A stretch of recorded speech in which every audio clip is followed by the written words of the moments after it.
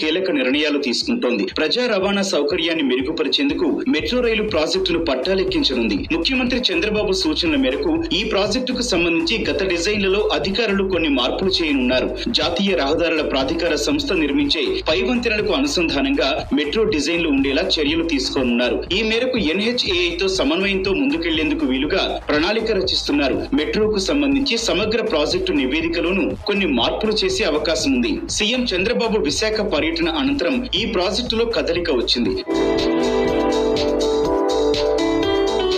ఉత్తరాంధ్ర ప్రాజెక్టులపై సమీక్ష సందర్భంగా మెట్రో పనుల్ని ముందుకు తీసుకువెళ్లారన్న తన ఆలోచనలను చంద్రబాబు ఏపీ మెట్రో రైలు కార్పొరేషన్ MD UJM రావుకు తెలియజేశారు. ట్రాఫిక్ రద్దీ నియంత్రణకు నగర పరిధిలో పలు చోట్ల పై వంతెనల నిర్మాణానికి NHAI ఇప్పటికే ప్రతిపాదనలు సిద్ధం చేసింది. వాటిని నిర్మించాక మెట్రో కోసం మళ్లీ వంతెనలు నిర్మిస్తే ఇబ్బందులు తలెత్తవచ్చన్న అభిప్రాయాన్ని వ్యక్తం చేశారు. ఉన్న వాటిని కూల్చడం